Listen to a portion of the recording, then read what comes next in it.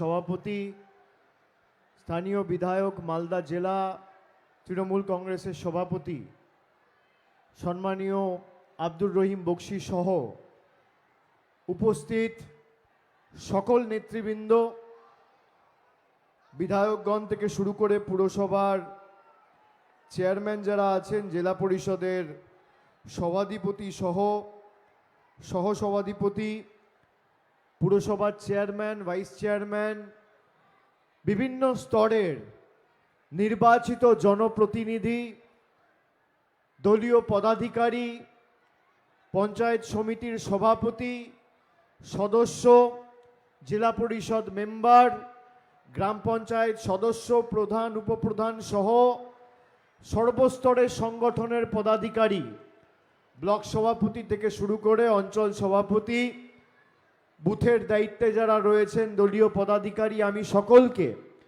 একযোগে প্রণাম, কৃতজ্ঞতা, অভিনন্দন এবং শুভেচ্ছা সালাম জানাচ্ছি। আমার পূর্ববর্তী বক্তা প্রসূন বন্দ্যোপাধ্যায়ের সমর্থনে আজকের এই নির্বাচনী জনসভা, এখন প্রায় বেলা 3:30 বাজে। আমি 1:30 থেকে ছবি পেয়েছি যে প্রায় 1টা থেকে সভাস্থলে মানুষ আসা শুরু করেছে। 42 ডিগ্রি 43 ডিগ্রি তাপমাত্রা, এই গ্রীষ্মের দাবদাহ উপেক্ষা করে, মাথায় রোদ উপেক্ষা করে, বার বেলায় দুপুর 1টার সময় 2টোর সময় যারা জনসভায় আসে তারা শুধু তৃণমূলের প্রার্থীকে সমর্থন জানাতে বা অভিষেক বন্দ্যোপাধ্যায়ের বক্তব্য শুনতে আসে না, তারা সিদ্ধান্ত নিয়ে আসে যে আগামী 7 তারিখ তাপমাত্রা যদি আরো 7 ডিগ্রিও বাড়ে তাও কষ্ট করে ভোটটা জোড়া ফুলে দিয়ে মালদা থেকে প্রথমবার তৃণমূল কংগ্রেসের সাংসদকে জিতিয়ে বহিরাগতদের বিতাড়িত করব। আমি মালদাবাসী, মালতীপুরবাসী, যারা আজকে সভায় উপস্থিত হয়েছেন, যারা আমাদের কথা শুনছেন, গণমাধ্যমে দেখছেন, সোশ্যাল মিডিয়ায় শুনছেন, আমি সকলকে অনুরোধ করব, আপনাদের সকলকে, যারা আমাদের কথা শুনছেন, আপনাদের সকলকে বলবো, 1998 সালে তৃণমূল তৈরি হওয়ার পরে আমরা কখনো মালদায় কোনো আসনে লোকসভায় এখনো পর্যন্ত জয়লাভ করিনি। সেই প্রথা ভেঙে 2021 সালে আপনারা এই লোকসভার অধীনে যে 7টা আসন রয়েছে, 4টে তৃণমূল কংগ্রেসকে জিতিয়ে, আর দক্ষিণ মালদায় 4টে তৃণমূল কংগ্রেসকে জিতিয়ে আপনারা 12টার মধ্যে 8টা আসনে আমাদের প্রার্থীকে জিতিয়ে তৃতীয়বার মামাটি মানুষের সরকার প্রতিষ্ঠা করতে এবং মুখ্যমন্ত্রী মমতা বন্দ্যোপাধ্যায়কে নির্বাচিত করতে যে জেলাগুলি অগ্রণী ভূমিকা পালন করেছে তার মধ্যে মালদার ভূমিকা অনস্বীকার্য। আমি আপনাদের নতমস্তকে কৃতজ্ঞতা প্রণাম জানাচ্ছি। 2021 সালে যে ফল হয়েছিল তার পুনরাবৃত্তি যাতে 2024-এ হয়, ব্যবধান যাতে আরো বাড়ে, সেটা আপনাদের সুনিশ্চিত করতে হবে। আর 2019-এ মানুষ কংগ্রেসের প্ররোচনায় পা দিয়ে ভোট কাটাকাটির খেলায় ভুল বুঝে বিজেপিকে এখান থেকে জিততে, কংগ্রেসের প্রার্থীর হাত শক্তিশালী করতে মানুষ ভুল করে সেই প্রতারণায় পা দিয়েছিল। আমাদের প্রার্থী 2019 সালে ছিল এই মালদা উত্তর থেকে মৌসাম নূর, 4,25,000 ভোট পেয়েছিল। আর একদিকে বিজেপির প্রার্থীকে জেতানোর সুযোগ করার জন্য 3.5 লাখ ভোট কংগ্রেসের প্রার্থী কেটে প্রায় 80,000 ভোটে বিজেপির প্রার্থীকে জিততে সাহায্য করেছিল। খগেন মুর্মু আগে ছিল সিপিএমে, সিপিএম থেকে জামাটা খুলে এখন লাল পতাকার জায়গায় গেরুয়া পতাকা ধরে মানুষকে বিভ্রান্ত করতে চাইছে। 5 বছর এই খগেন মুর্মু আপনাদের সাংসদ, বলুন এই মালদার জন্য, মালদার উত্তরের জন্য, রতুয়ার জন্য, মালতীপুরের জন্য, বামনগোলা হবিবপুরের জন্য কি কাজ করেছে? 5 বছরে যদি খগেন মুর্মু প্রমাণ করতে পারে যে 5 পয়সার কোনো উন্নয়ন আমি 5 বছর সাংসদ থাকাকালীন দিল্লির বুক থেকে মালদার কোনো বুথে আমি এনেছি, আমি কথা দিয়ে যাচ্ছি জনসমক্ষে আমি তৃণমূলের হয়ে কোনোদিন ভোট চাইতে আসব না। আমি আপনাদের বলবো, মায়েরা, দিদিরা, ভাইরা, সমবয়সী, সতীর্থ, সহযোদ্ধাদের সবাইকে আমাদের এক থাকতে হবে। আমাদের একতার মধ্যেই আমাদের শক্তি, আর আমরা যদি ঐক্যবদ্ধ থাকি তবেই বিজেপির পতন আমরা সুনিশ্চিত করতে পারবো। আপনারা 2021-এ তৃণমূলকে 8টা আসনে জিতিয়েছিলেন, 21 থেকে 24 নিজের চোখে দেখেছেন বিজেপির বিরুদ্ধে কে লড়াই করছে। ভারতবর্ষের রাজনৈতিক লড়াই ইন্ডিয়া জোট বিজেপির বিরুদ্ধে করছে।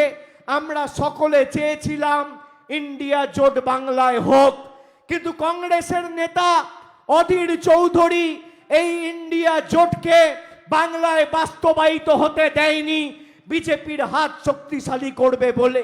সেই অধীর চৌধুরী গতকাল জঙ্গিপুরে সভা করতে এসে, কংগ্রেস প্রার্থীর পক্ষে সভা করতে এসে বক্তব্য রাখতে গিয়ে বলেছেন তৃণমূলকে ভোট দেওয়ার থেকে বিজেপিকে ভোট দেওয়া ভালো। কে বলেছে? বিজেপির কোনো নেতা বলেনি, বলেছে অধীর চৌধুরী। আপনাদের অনেকের বিশ্বাস হবে না, আমি জানি, তাই রেকর্ডিংটা নিয়ে এসেছি। আপনারা শুনুন গতকাল অধীর বাবুর বক্তব্য, শুনুন।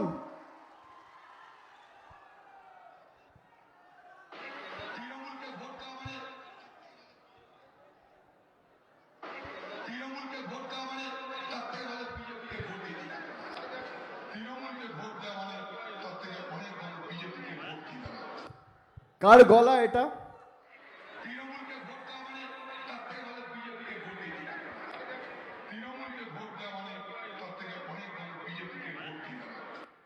বলছে তৃণমূলকে ভোট দেওয়ার থেকে অনেক ভালো, তার থেকে বিজেপিকে ভোট দিন। আরো একবার শুনুন।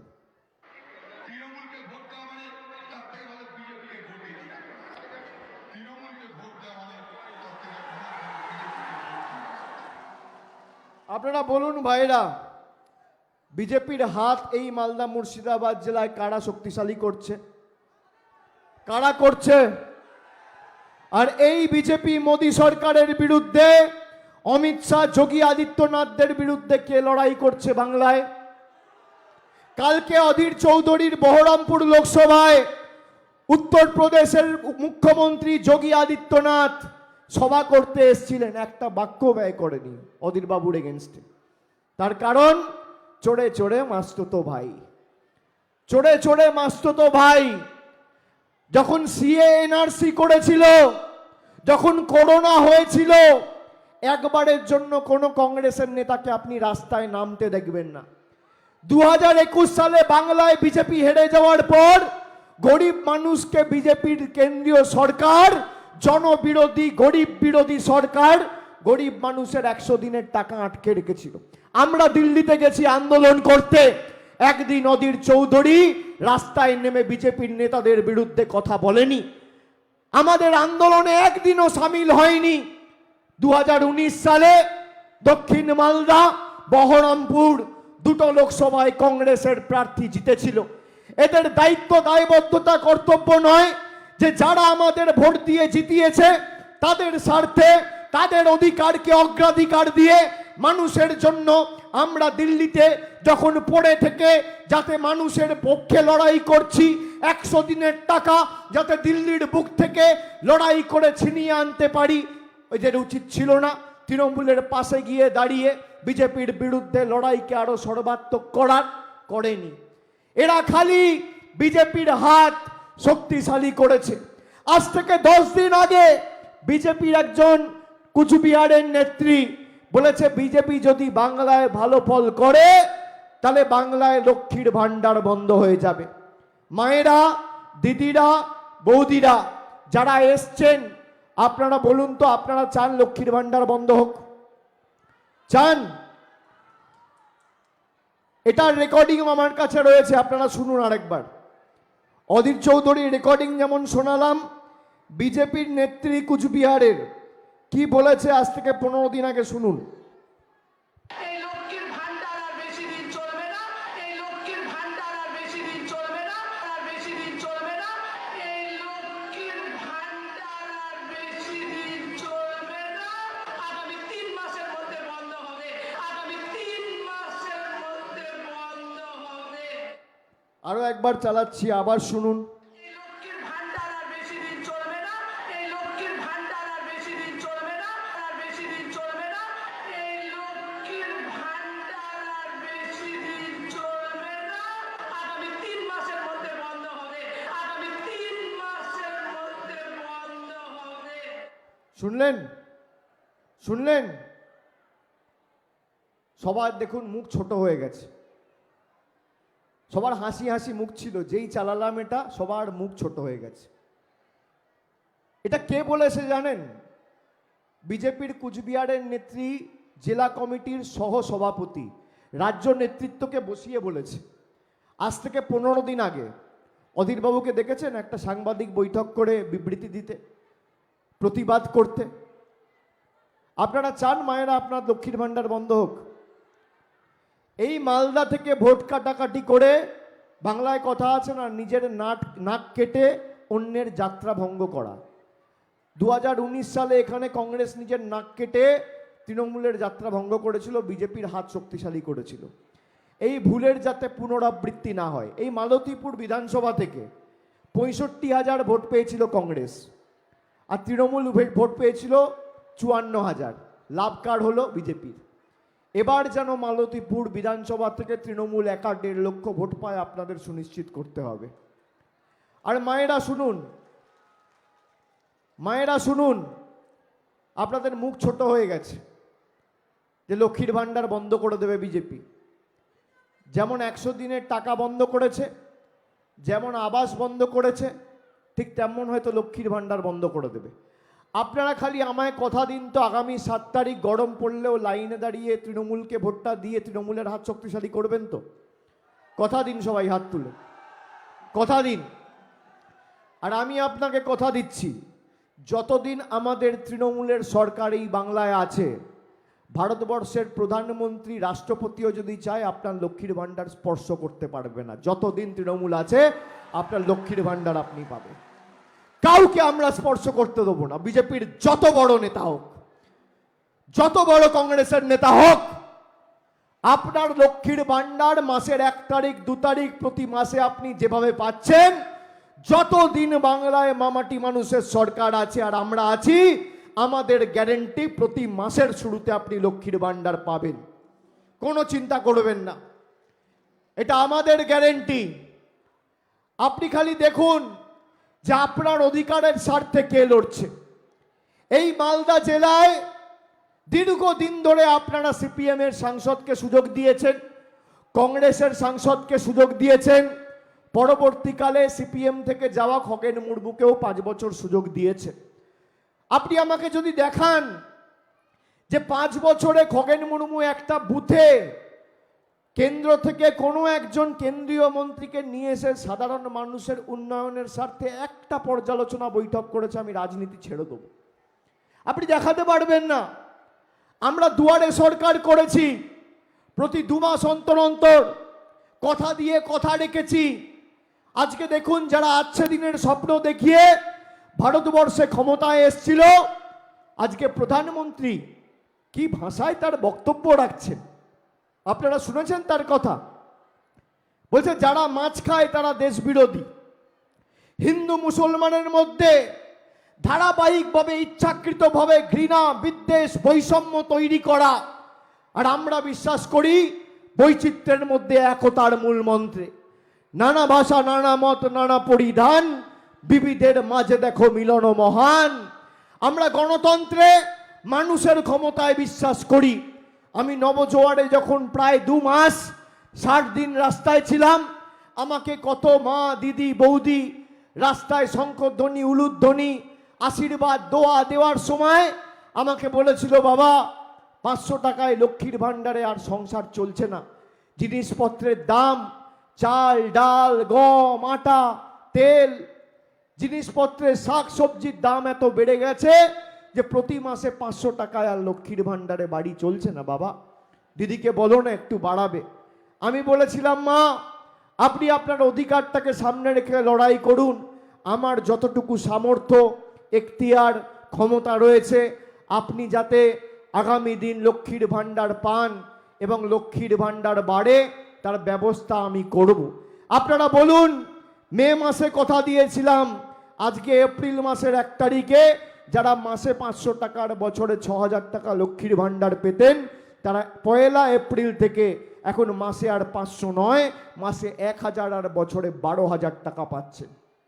তপশিলি জাতি, উপজাতি তালিকাভুক্ত মায়েরা বছরে 12,000 পেতেন, মাসে 1000 পেতেন, তারা এখন বছরে 14,400 টাকা আর মাসে 1200 টাকা পাচ্ছেন। আমাদের সরকার দিয়েছে। আমরা কথা দিয়ে কথা রেখেছি। এই মালদা জেলাতে আমাদের সরকার ক্ষমতা আসার পর, আমি আপনাকে তথ্য দিচ্ছি, এই যে গরিব মানুষের 100 দিনের টাকা বন্ধ করে রেখেছিল, আমরা যেই 100 দিনের টাকা আন্দোলনকে সামনে রেখে লড়াই করেছিলাম, আমরা বলেছিলাম আপনার টাকার হয় দিল্লি থেকে আমরা আদায় করে নিয়ে আসবো, আর না হলে আমরা বিকল্প অর্থের ব্যবস্থা করব। আমরা দিল্লিতে গেছিলাম মানুষের হয়ে, তাদের অধিকারের স্বার্থে লড়াই করতে। আমাদের মহিলা সাংসদ, বিধায়কদের চুলের মুঠি ধরে টেনে হিচড়ে দিল্লির কৃষি ভবন থেকে বিজেপির অমিত শাহের অধীনস্থ দিল্লি পুলিশ আর সিআইএসএফ বার করে দিয়েছিল। একদিনের জন্য, এক মুহূর্তের জন্য, 1 মিনিটের জন্য অধীর চৌধুরীরা এসে, মোহাম্মদ সেলিমরা এসে পাশে দাঁড়ায়নি। কিন্তু মমতা বন্দ্যোপাধ্যায়ের সরকার কথা দিয়ে কথা রেখেছে। এই মালদা জেলায় 3,03,157 জন শ্রমিক ছিল যারা 100 দিনের টাকা পাওনা ছিল। গত ফেব্রুয়ারি মাসে 151,97,00,000 টাকা তাদের ব্যাংক অ্যাকাউন্টে পৌঁছে তাদের বকেয়া পাওনা মিটিয়ে দিয়েছে। দেওয়ার কথা ছিল কেন্দ্র সরকারের, আর দিয়েছে আমাদের মামাটি মানুষ সরকার। লক্ষ্মীর ভাণ্ডার এই মালদা জেলায়, খালি বাংলার পরিসংখ্যান বলছি না, শুধু মালদা জেলাতে, অর্থাৎ মালদা জেলার মধ্যে যে 12টি বিধানসভা রয়েছে, খালি এই জেলাতে 9,44,652 জন মা, দিদি, বৌদি, বোনেদের আমাদের সরকার 1,370 কোটি টাকা খরচা করে প্রতি বছর লক্ষ্মীর ভাণ্ডার দিচ্ছে। প্রায় 16,08,000 মেয়েদের আমরা কন্যাশ্রী দিয়ে আর্থিক সাহায্য সহযোগিতা করেছি। খাদ্যসাথী প্রকল্পে কেন্দ্র টাকা বন্ধ করে দিয়েছে। এই মালদা জেলাতে 42,97,386 জনকে বিনামূল্যে রেশন আমাদের মামাটি মানুষের সরকার প্রতি মাসে দিচ্ছে। 42,97,386।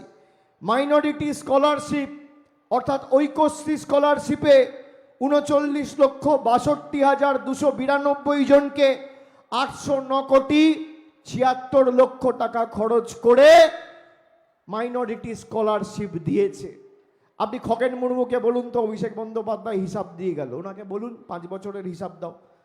10 বছর তো মোদী সরকার ক্ষমতায়, তোমার হিসাব কোথায়? কংগ্রেস সভা করছে, জিজ্ঞেস করো যে এতদিন মোদী সরকার ক্ষমতায় আমাদের টাকা বিজেপি বন্ধ করে দিয়েছে, কবার রাস্তায় নেমে প্রতিবাদ করেছো?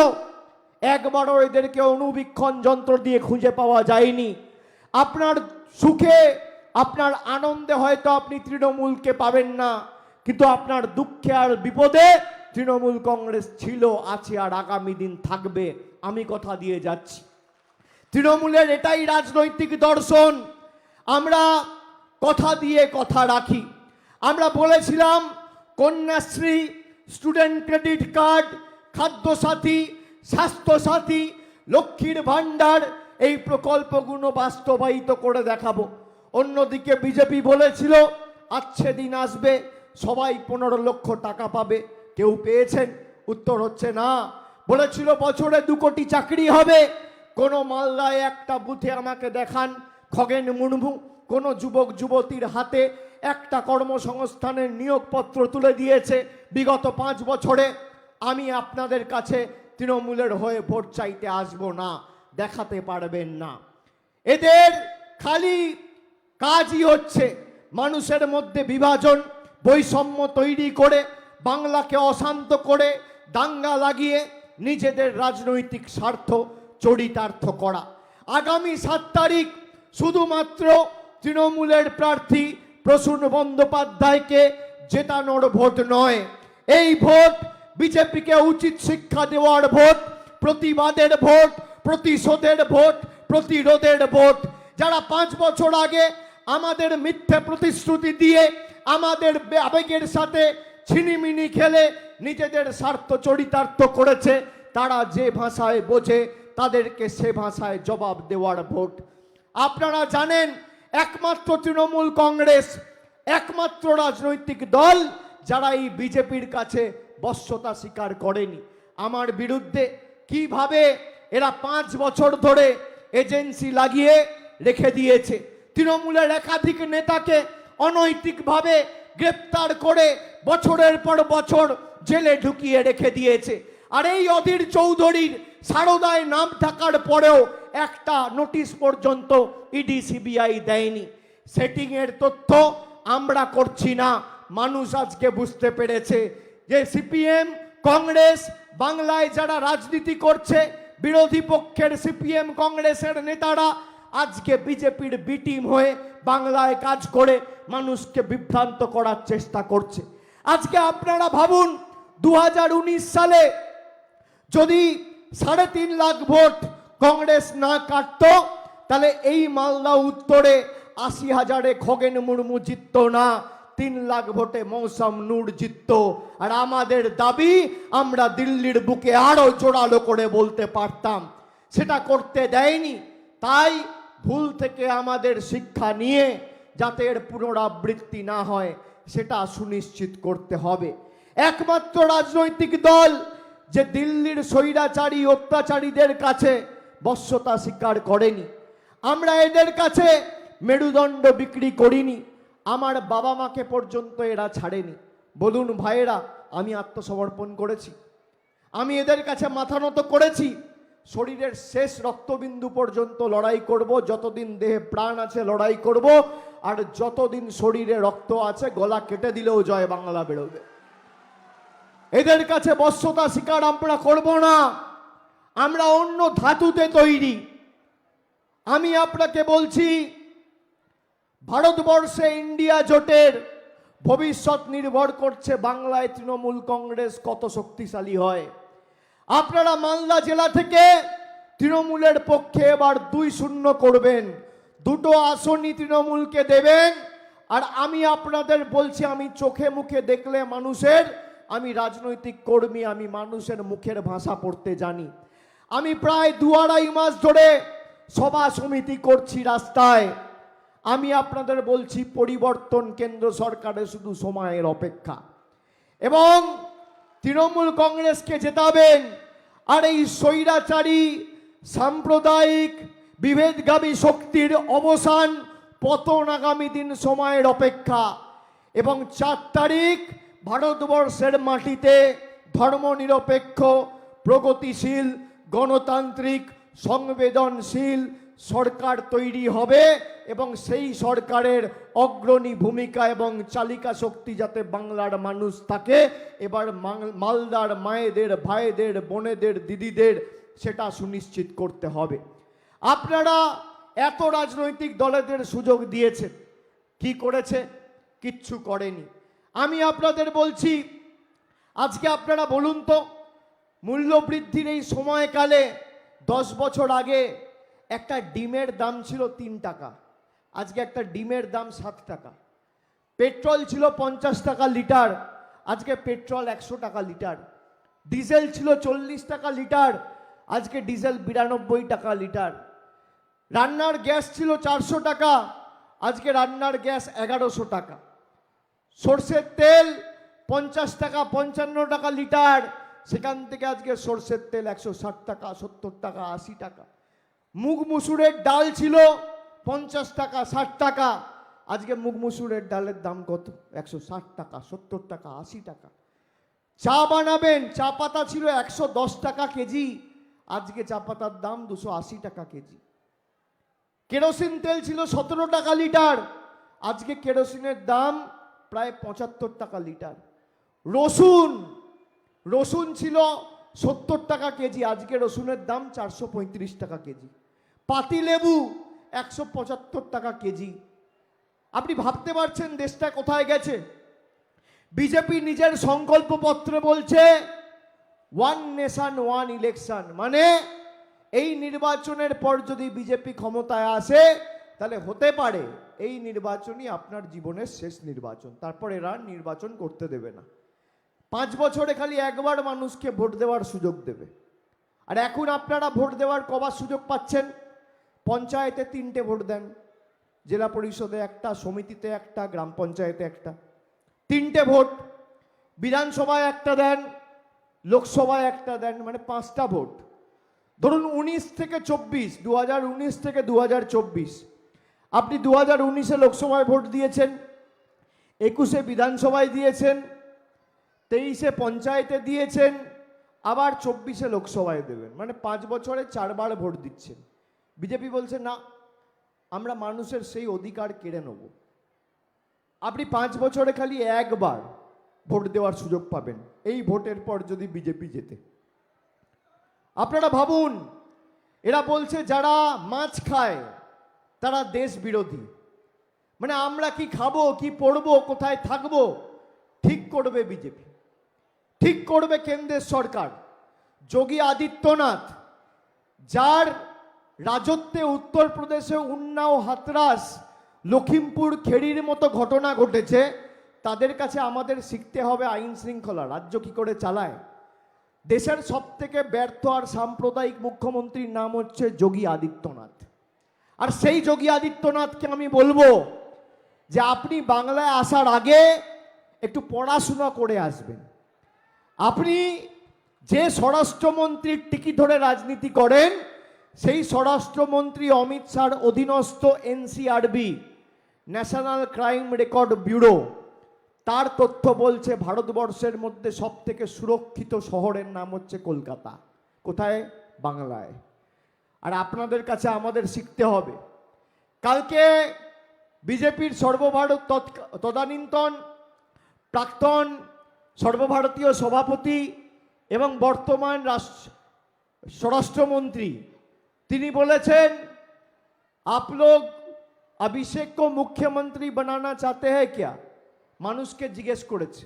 আমি স্বরাষ্ট্রমন্ত্রীকে বলি আমার কোনো পদের প্রয়োজন নেই, আমরা জাত পাত ধর্মে বিশ্বাস করি না, ক্ষমতায় বিশ্বাস করি না। রাজনীতির ক্ষেত্রে আপনারা রাজে বিশ্বাস করেন, আমরা নীতিতে বিশ্বাস করি। আমরা মানুষের হাতে অর্থ দিয়ে উন্নয়নের নীতিকে মানুষের কাছে পৌঁছে দিয়ে দৃষ্টান্ত স্থাপন করেছি।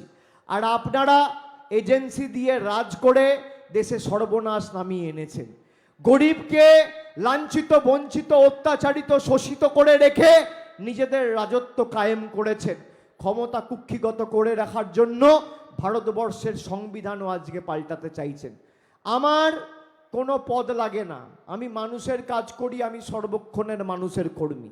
আর আপনি যদি চান অভিষেক বন্দ্যোপাধ্যায় রাজনীতি ছেড়ে দিক, তাহলে আমি 3টে রাস্তা আপনাকে দিচ্ছি, আপনাকে 3টে চয়েস দিচ্ছি, আপনাকে 3টে অপশান দিচ্ছি, আপনাকে 3টে সুযোগ দিচ্ছি, 3বার 3টে অপশান আপনাকে দিচ্ছি। আপনি এই 3টের মধ্যে যদি একটা পূরণ করেন, আমি রাজনীতি ছেড়ে দেবো, কথা দিয়ে গেলাম আজকে এই মালতীপুরের মাটিতে। প্রথম অপশান, আমি আপনাকে 3টে সুযোগ দিচ্ছি। প্রথম সুযোগ কি, যে বাংলার 1,64,00,00,000 টাকা আপনারা গায়ের জোরে আটকে রেখেছেন। 1 মাসের মধ্যে টাকাটা ছেড়ে দিন, যাতে মানুষ পায়, আমি রাজনীতি ছেড়ে দেবো। 2 নম্বর, বিজেপির নেতারা বলছে আবাস যোজনায় কেন্দ্র টাকা পাঠিয়েছে। আমি বলেছি 2021-এর পর আর 17-18 সাল থেকে যে আবাস প্লাসের তালিকা তৈরি হয়েছিল, আপনি 4,000 কোটি ছেড়ে দিন, 400 কোটি ছেড়ে দিন, 40 কোটি ছেড়ে দিন, 4 কোটি ছেড়ে দিন। যদি কেন্দ্র সরকার 10 পয়সা দিয়েছে, আপনি প্রমাণ করতে পারেন 10 পয়সা দিয়েছে, আপনি প্রমাণ করতে পারেন 21 সালের পরে, আমি রাজনীতি ছেড়ে দেবো, শ্বেতপত্র প্রকাশ করুন। আর তৃতীয়, আমি যেখান থেকে লড়াই করছি ডায়মন্ড হারবার, এখনো সময় আছে, আপনি মনোনয়ন দিয়ে আমার বিরুদ্ধে লড়াই করুন, আমাকে হারান, রাজনীতি ছেড়ে দেবো। 3টের মধ্যে একটা শর্ত আপনি পালন করুন, অসুবিধা তো নেই। এত ভালো শর্ত কেউ দেবে? ভারতবর্ষে কেউ দেবে না, কেউ দেবে না। আমি বলছি যে কোনো একটা, 3টে করতে বলছি না, আমি বলছি যে কোনো একটা যদি আপনি করে দেন, তাহলে আমি রাজনীতি ছেড়ে দেবো। Open challenge. এরা বাংলাকে চেনে না, জানে না, বাংলার মানুষকে গ্যারান্টি দিতে এসছে। এই খগেন মুর্মু, জিজ্ঞেস করুন যে মানুষের 100 দিনের টাকা যখন বন্ধ ছিল, একটা চিঠি লিখেছিলে কেন্দ্রকে যে গরিব মানুষের টাকা বন্ধ করে রেখেছো, অনৈতিক, ছেড়ে দেওয়া উচিত? একটা চিঠি দেখাতে বলুন, দেখাতে বলুন, দেখাতে পারবে না। এই যে মানুষের আবাসের বাড়ির টাকা বন্ধ, খগেন মুর্মুকে জিজ্ঞেস করুন একটা চিঠি লিখেছে? খগেন মুর্মুও লেখেনি, কংগ্রেসের প্রার্থীও লেখেনি, সিপিএম এর নেতাও লেখেনি। মুদ্রার এপিট আর ওপিট। আমি আপনাদের বলছি, এই বিজেপির এজেন্টগুলোকে একটাও ভোট দেবেন না। যদি বিজেপিকে উচিত শিক্ষা দিতে হয়, তাহলে একমাত্র ভরসা কিন্তু তৃণমূল। তৃণমূল আপনাদের দোয়া আশীর্বাদ ভালোবাসাকে নিয়ে কোনোদিন দিল্লির বুকে গিয়ে দরদাম করেনি। আমাদের মাথা কেটে দিলেও আমরা আপনাদের স্বার্থে মাথা উঁচু করে লড়ছি, মাথা নত করিনি, আগামী দিনও করব না, যতদিন বেঁচে আছি। এত চেষ্টা করেছে আপনারা দেখুন, বিচার ব্যবস্থাকে কাজে লাগিয়েছে, সংবাদ মাধ্যমকে কাজে লাগিয়েছে, এজেন্সিকে কাজে লাগিয়েছে, কেন্দ্রীয় বাহিনীকে কাজে লাগিয়েছে, ইলেকশন কমিশনকে কাজে লাগিয়েছে। প্রথম 2 দফায় ভোট হয়েছে, কুচবিহার, আলিপুরদুয়ার, জলপাইগুড়ির মানুষ এই বাংলা বিরোধীদের মাথা ভেঙেছে। দ্বিতীয় দফায় ভোট হয়েছে, রায়গঞ্জ, আলিপুরদুয়ারের মায়েরা, দিদিরা, ভাইয়েরা এদের ঘাড় ভেঙেছে। আর আপনারা মেরুদণ্ডটা ভাঙবেন 3য় দফায় 7 তারিখ। চূর্ণ বিচূর্ণ করতে হবে এদের ঔদ্ধত্য, দম্ভ এবং অহংকার। আর যে ভাষায় এরা বোঝে, সেই ভাষায় আমাদের জবাব দিতে হবে। আপনারা অনেকে ভাবেন আমার একটা ভোটে আর কি যায় এলো, কি এসে গেল, কি দাম। অনেকে আছেন ভাবেন আপনারা ভোট দিয়েছেন বলে কেউ সাংসদ হয়েছে, কেউ পঞ্চায়েতে জিতেছে। এই যে আমরা স্টেজে যারা বসে আছি, আমি, পিছনে যারা বসে আছে, কেউ সাংসদ, কেউ এমএলএ, কেউ জেলা পরিষদে জিতেছে, সবার মূল্য এত বড় শূন্য। আপনি ভোট দিয়েছেন বলে আমরা জনপ্রতিনিধি। ক্ষমতা মানুষের হাতে, আপনাদের হাতেই আসল ক্ষমতা, চালিকা শক্তি আপনারা। কোনোদিন ভাববেন না আমাদের কি ক্ষমতা। বাংলায় কথা আছে না, স্যাকরার ঠুকঠাক, কামারের এক ঘা।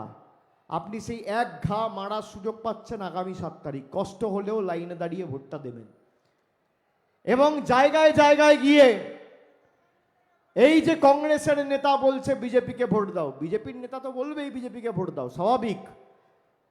বাংলার প্রদেশ কংগ্রেসের সভাপতি বলছে তৃণমূলকে ভোট দেওয়ার থেকে বিজেপিকে ভোট দেওয়া ভালো। আপনি ভাবুন, মমতা বন্দ্যোপাধ্যায়কে পাশে বসিয়ে রাহুল গান্ধী, সোনিয়া গান্ধী সাংবাদিক বৈঠক করে বলছে যে আমরা ঐক্যবদ্ধভাবে লড়ব।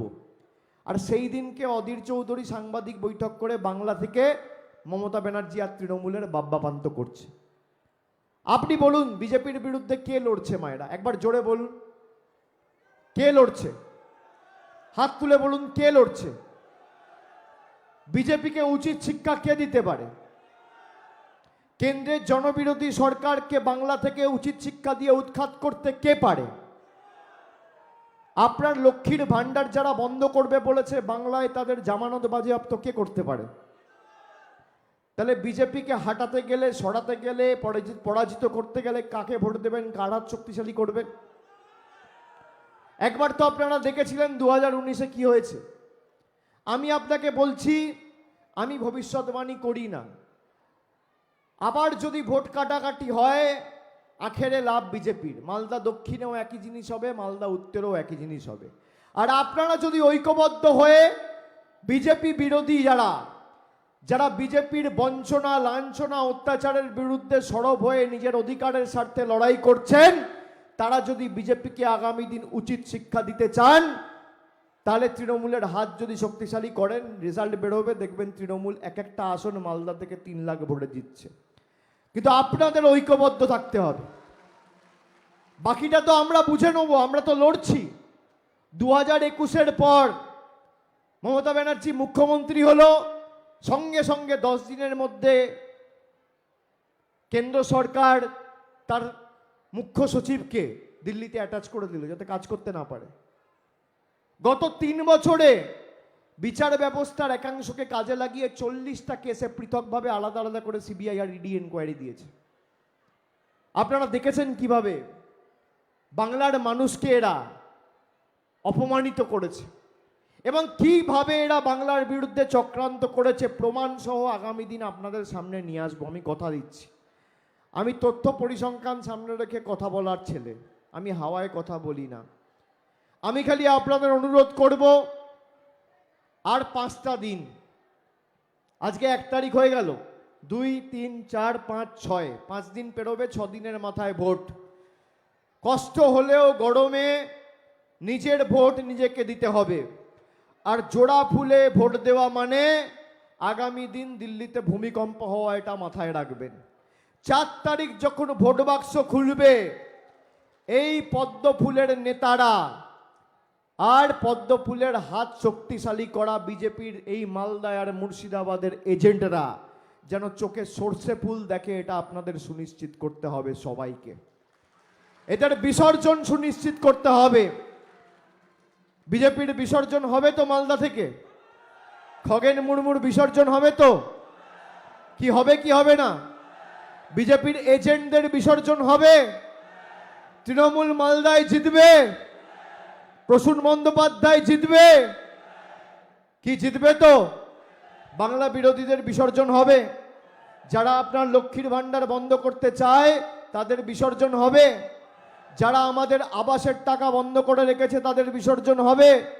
যারা গরিব খেটে খাওয়া 100 দিন শ্রমিকের মানুষের টাকা বন্ধ করে রেখেছে, আজকে আন্তর্জাতিক শ্রমিক দিবসের দিন আমাদের অঙ্গীকার নিতে হবে, খেটে খাওয়া মানুষের টাকা যারা বন্ধ করেছে তাদের এমন জবাব দেবো, এমন উচিত শিক্ষা দেবো যে 7 প্রজন্ম তোমাদের মনে রাখবে বাংলার মানুষকে অপমানিত করার ফল কি হতে পারে। সেই শপথটা আজকে নিতে হবে। তাহলে আমাদের মামাটি মানুষের, মালদা উত্তরের তৃণমূল কংগ্রেস প্রার্থী, মমতা বন্দ্যোপাধ্যায়ের প্রার্থী, মানুষের প্রার্থী, সবার প্রার্থী, এবং দীর্ঘদিন প্রসূনবাবু পুলিশে ছিলেন, তিনি ডিআইজিও ছিলেন, মালদার এসপিও ছিলেন, সব সময় মালদার মানুষের স্বার্থে তার জীবনের একটা বৃহত্তর সময় তিনি কাজ করেছেন।